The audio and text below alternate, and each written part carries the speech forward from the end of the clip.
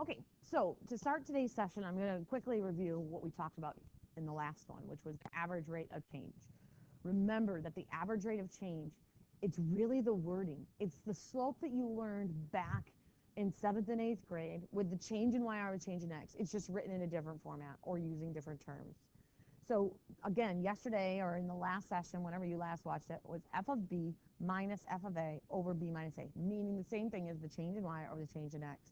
It's the slope of the secant line to a function between x equals a and x equals b, or sometimes written like this, an average rate of change of an equation over an interval a to b. All means the same thing.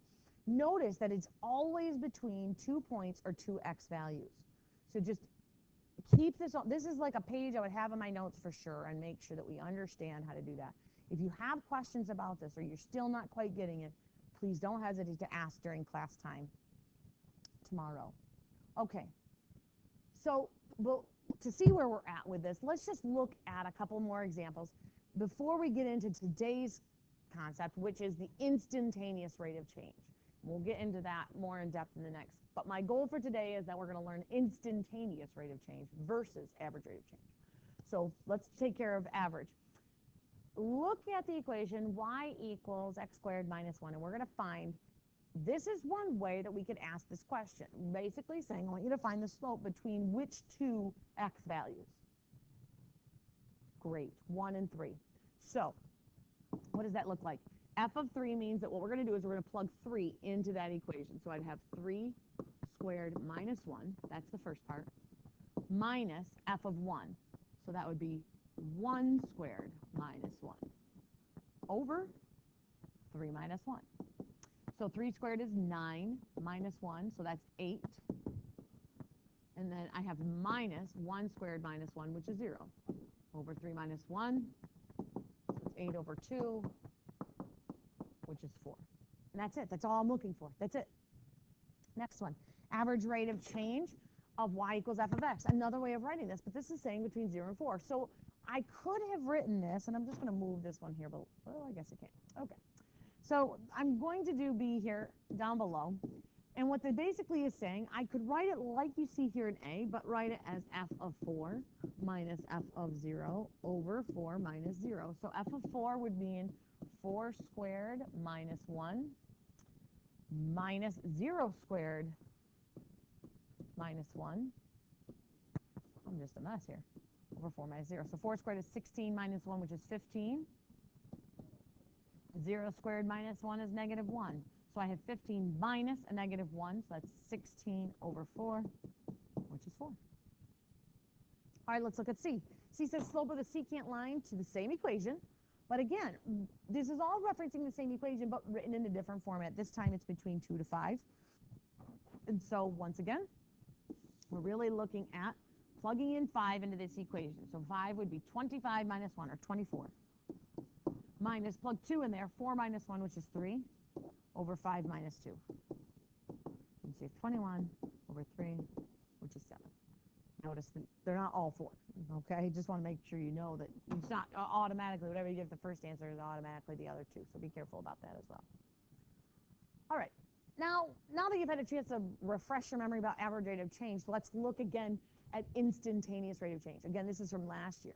The difference is, if I was to ask you and you were to take a trip and I said, okay, I want to know what your average speed was. Over the summer, many of you might have taken a vacation. I know I did. I went to Virginia Beach in the car. And if I was to look at my average speed, let's just say my average speed was 50 miles an hour. Now, does that mean that at every point in time I was traveling 50 miles an hour? Obviously, the answer is no. That might be my average speed. But remember that your average includes moments where you're stopped, moments where you're slowed down, moments where you are speeding, moments where you're at the speed limit, moments where you're actually driving 50 miles an hour. Now, when we ask the average rate of change, that's basically what we're saying. I want you to know your average rate over a course of time, if we're talking about time, or your average y over the x, per x. That's how we're figuring that out. The instantaneous is saying, what is your speed, or what is going on at that moment? What is your instantaneous rate of change? What's your speed at that instant? Maybe it's at the moment that you're stopped. So it could very well be 0. But it could also be 55. It could be 75. It could be 20. Okay? So now when the question presents itself, let f of x equal x squared, and it says find the average rate of change, you have to pay attention to that wording. The average rate of change and the fact that it gives you 2 x values. Those are 2 clues that say, hey, you're going to do slope like you've always done. So I would, in this case, say I'm going to plug 5 in, or rather, I will write it out like this, f of 5 minus f of 2 over 5 minus 2. So I have 25 minus 4 over 5 minus 2, 21 over 3, and I get 7. Let's look at the difference between that one versus B. B says instantaneous rate of change of f at x equals 4. We don't have 2 x values. So what do we do for that other one? Well, there's 2 options. And if you remember from the previous session, we looked at when x is approaching a or when x is approaching an h method. And if you recall that from last year, those 2 are what we use. What we have to do is we're basically saying we're going to pick values that are getting closer and closer to the point that we want to know its rate. In this case, 4. We're going to pick x values as we are getting closer and closer to 4. Sure, we could pick 10, 9, 8, 7, but we want to even get closer than that. We want to get to 4.5, 4.3, 4.000000001. We want to get really close, and the way that we do that is using what? Limits. And so what we're going to do, I'm going to look at this first one and say, okay, our first approach that I'm going to use here with instantaneous rate of change of f at x equals 4 is the limit as x approaches 4. I want to pick x values that are getting closer to 4. Not even just bigger than 4, but we also mean on the minus side of 4, like 3.5, 3.8, 3.999999999, very, very close to 4 without actually getting there. And so, how do I do that?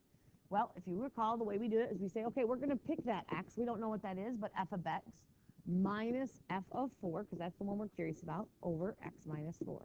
Well, what's f of x? Well, f of x in this case is x squared. Minus, what's f of 4? Well, we plug 4 in there. Okay, and what do we notice? I apologize, I forgot my little limit thing here. Limit as x approaches 4. All right, so limit as x approaches 4. And we would factor x minus 4, x plus 4. And my x minus 4s divide out.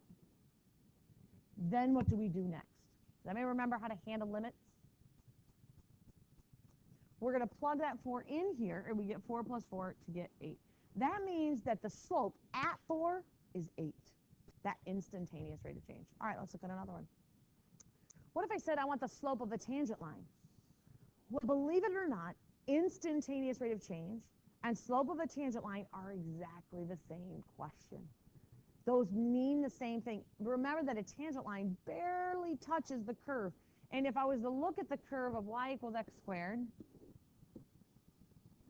that when I'm saying at 416 what that instantaneous, I'm looking at, okay, if this is the point 416, the tangent line is a line that just barely touches it. The secant line, recall, will pass all the way through it. It will cross right through it, but the tangent just crosses through it, and we want the slope of that line. These two are the same question. Now, our approach to them may be different, though. When it's written in this format, it tends to lean us toward the other method, which is the H method. And since I'm going to show you both of them, I'll take this opportunity to do so. This one is saying H is approaching 0, and you might think, well, what is H? H is the distance away from the number we're trying to get at.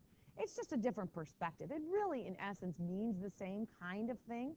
You're approaching 4, but one is looking at it from I'm picking these numbers, and the other one is saying, all right, I want to be this far away from 4, this far away from 4, and get that distance to be very, very close to 0. So our approach, though, okay, would then be we're going to take, as H is approaching 0, I want to get to this 4.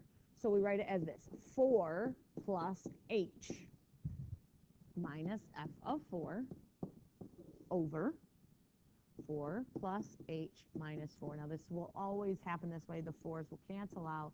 You'll always be left with an h on the bottom. All right, well, let's look at what the top is. We have 4 plus h. We're going to plug that into our equation. In this case, it's 4 plus h squared minus 16. 16, of course, is 4 squared. Multiply that out. We'd have 16 plus 8h plus h squared minus 16 over h. The 16s divide out, or sorry, subtract out. You have h, which is divided in it. You get 8 plus h. The limit as h approaches 0. Now plug 0 in for h. What do you get? The same answer. Remember, it's two different approaches to get the same answer, same question. All right, let me do one more here. The slope of the tangent line. A different question entirely, believe it or not. The slope of the tangent line. I wish I had separated those, sorry. To y equals x squared minus 3x plus 1 at 2 to negative 1. At this point, I want you to pause this, and I'd like you to choose whichever method you wish. You can either do the x method or the h method. I am going to pause it myself. I'm going to do both of the work on each side, and then you can compare your answer at that point. Okay, so you can see my answer to both of those at this point and see that, in fact, I did get the same exact answer. All right, well, tomorrow in class, we'll be working on exercises dealing with the instantaneous rate of change. Please make sure that you do have all these examples written down in your notes, as well as any questions that you may have. And then I would also like for you to find another equation online to which you can actually do the same. I would like for you to find the slope of a tangent line question or an instantaneous rate of change question. I'd like it to be a word problem of some kind, and see if you can see the words instantaneous rate of change or slope of a tangent line in that question. It doesn't have to be a word problem, but I would like it to be. Extra points for that. So, okay, bring your questions in tomorrow, and good luck.